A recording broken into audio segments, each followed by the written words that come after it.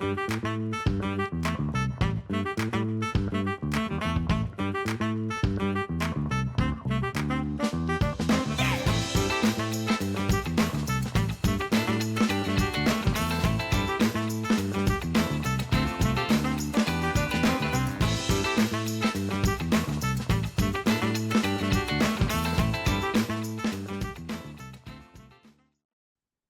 is everyone's relationship with time? Time has always been weird to me because it went so slow when we were all children. And then now that I have a kid, it is going so incredibly fast. Now, there are so many things in the past I have taught you, and I'm sure you've heard about from my guests or just from your own knowledge. But what I have really noticed with time is that every season you have to adjust how you manage it. It's not like this is the one thing that will work because when you have a project deadline or a stressful period in your life, time flies and you don't have enough bandwidth to create these habits for yourself. So, my goal for today is to share with you how time has gotten away from me, how I've learned from it, and then how I've been able to adjust my patterns with whatever season I'm in. I hope this really resonates with you because, man, the chaos just is too much for me. And I need to find some sort of calm through that storm. So here we go. This is my soulful time management journey.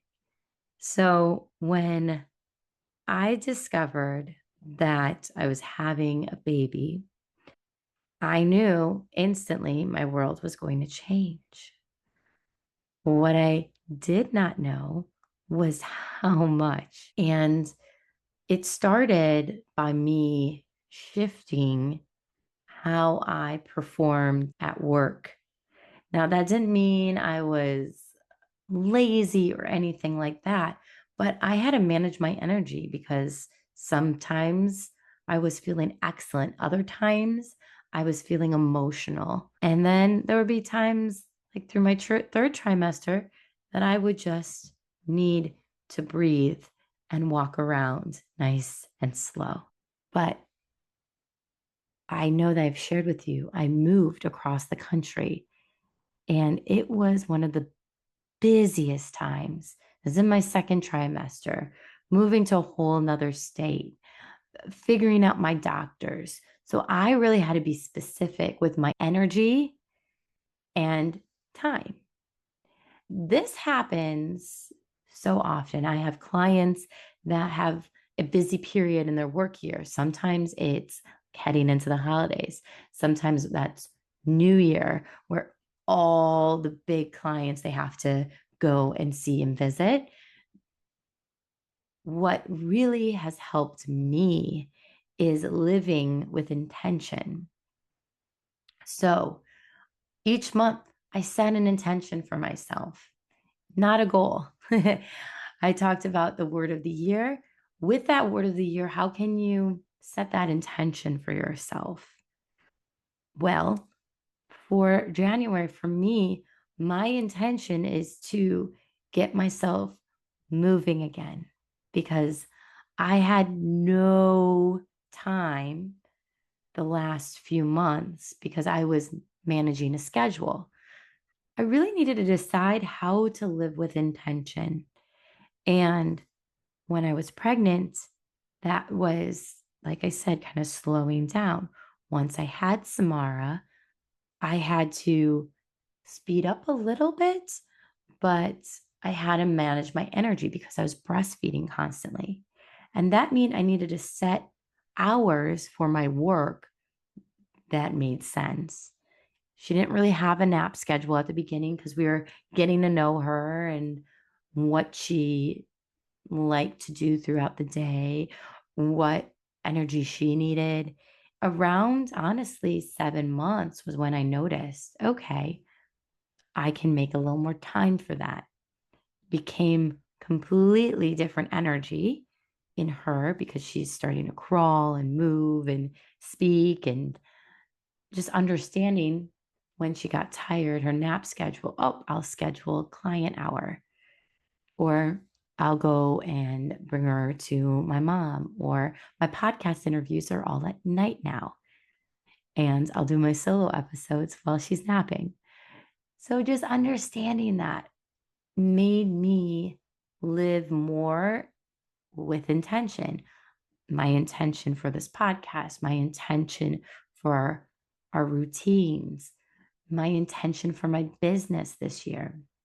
And I realized that in order for me to be a stage leader, I needed to speak more.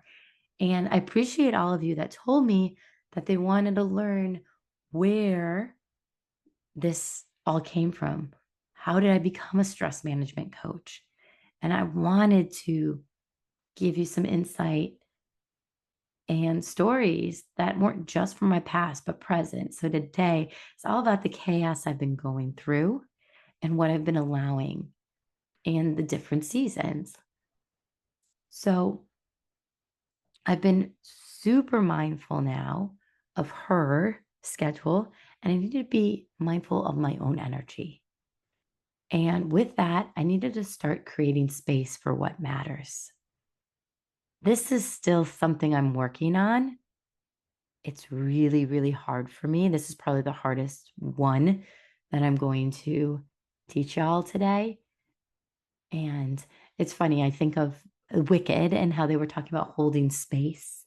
Well, I feel like we always hold space for other people and we don't create space for ourselves and what truly matters to us. So, this podcast obviously is part of my business, but I really love doing it. So, I need to create the space and time for it. And then another thing is allowing myself to speak more, right? And then the third thing is singing more and writing music, because being creative not only brings me joy, but it is something that I love working on with my friend and connecting with my friend that lives in New York.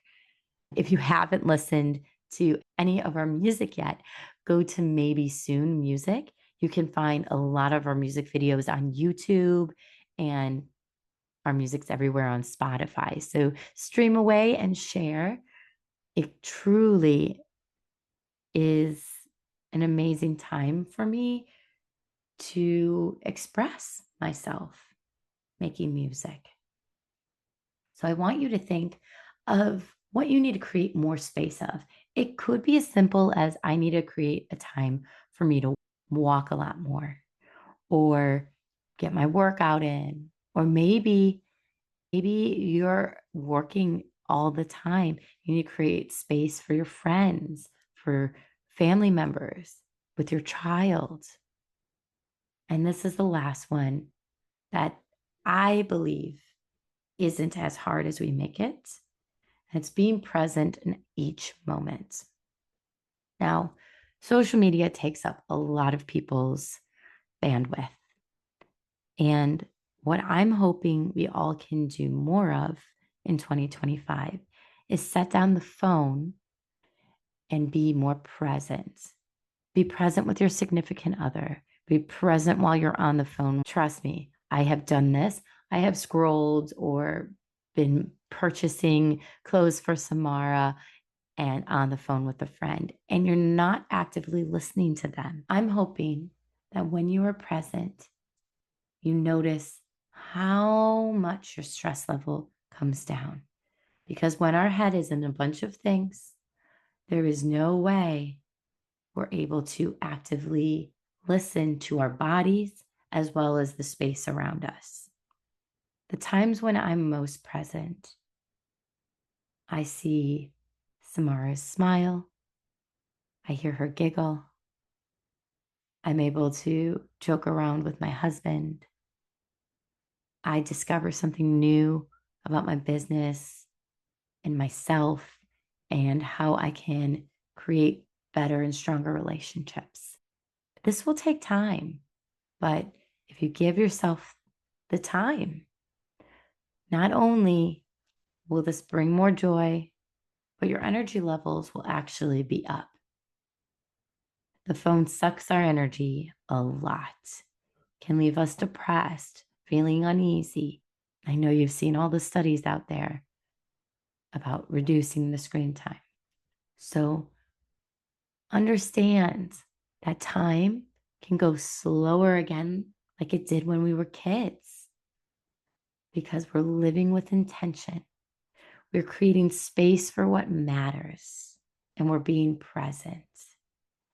Now, there are going to be some challenges, like I shared throughout this podcast, what I've had to deal with, but understanding that there are all these different seasons, whether in your business, your personal life.